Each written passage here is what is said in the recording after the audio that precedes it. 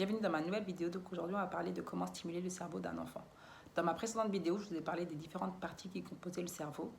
Comme je vous avais expliqué, le cerveau d'un enfant, il est immature, il n'est pas encore développé et nous, en tant que parents, on a un rôle essentiel pour pouvoir accompagner notre enfant et pouvoir aussi l'aider à développer son cerveau, tout simplement par différents moyens.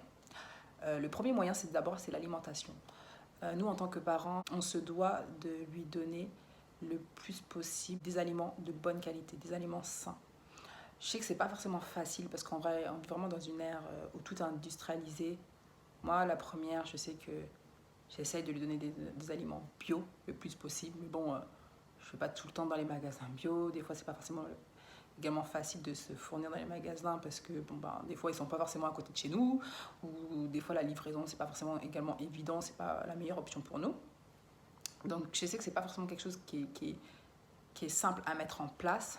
Mais si on peut essayer le plus possible de donner des bons aliments, essayer de restreindre le plus possible tout ce qui est industrialisé, parce que vraiment, je sais que de plus en plus c'est ce qui est proposé, parce qu'on joue vraiment sur le fait que tout doit être rapide, mais l'alimentation c'est vraiment quelque chose qui est très très important, et je pense que même on néglige l'alimentation, on dit juste on mange comme ça et c'est fini, mais non, il y a vraiment un aspect beaucoup plus profond.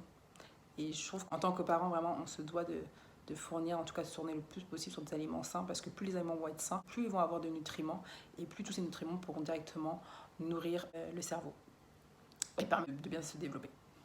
Donc ensuite, il y a tout ce qui va concerner le sommeil. Quand je parle de l'alimentation, j'ai oublié, je parle également aussi de l'eau. Vraiment veiller à ce que votre enfant il boit assez d'eau, parce que très souvent, les enfants, ils jouent, et, ils font tellement d'activités qu'ils oublient de boire. Donc moi, je sais que je fais souvent des petits rappels.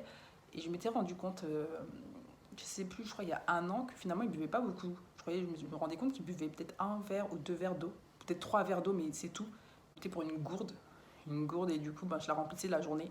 Et du coup, ça me permettait de suivre sa consommation d'eau, tout simplement.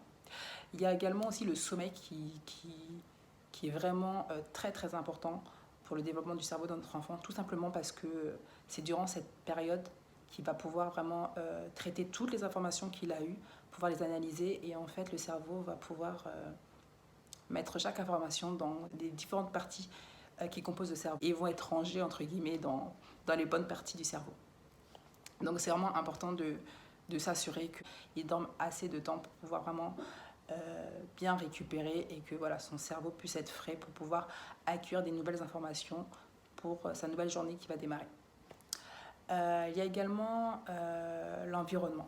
Plus vous allez dans un environnement calme, et plus ça va aussi le permettre de développer son cerveau.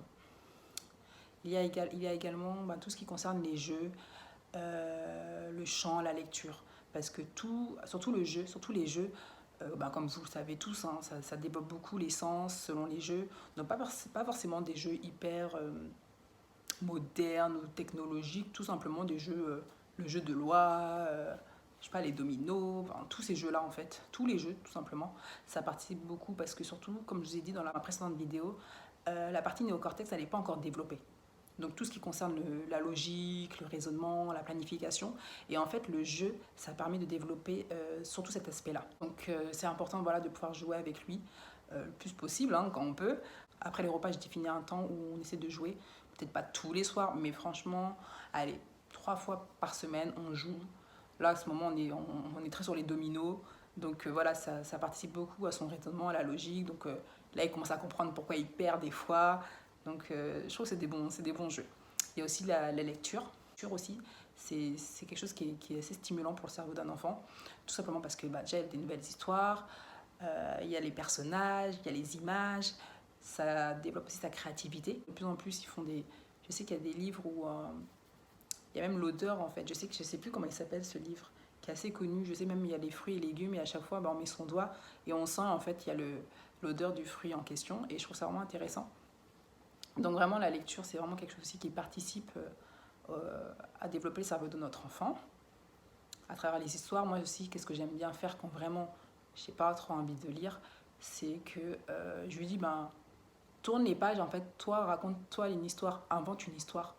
Comme ça, toi, ça te permet aussi de développer ta créativité, et t'attends pas toujours de maman, surtout quand maman elle est fatiguée. Donc bon, je fais pas ça tout le temps, mais de temps en temps aussi je fais ça. Et dernier conseil, tout simplement en fait, bah, l'amour. Enfin, donner de l'amour à son enfant. C'est vrai que je vous ai parlé d'autres choses, l'alimentation, le sommeil, mais juste recevoir de l'amour. En fait, donner de l'amour à son enfant, en fait, c'est la meilleure chose en fait quand l'enfant il reçoit de l'amour, il se sent en sécurité avec ses parents, lorsque voilà un sourire, un câlin, enfin tout ça ça va participer en fait à son bon développement. Donc ben, le plus possible en fait de pouvoir passer des bons moments avec ses enfants, pouvoir vraiment ben, leur transmettre de l'amour, franchement pas pas hésiter hein, franchement pas hésiter à voilà transmettre des mots doux. En fait, il y a pas il y a pas mieux en fait, il y a pas mieux.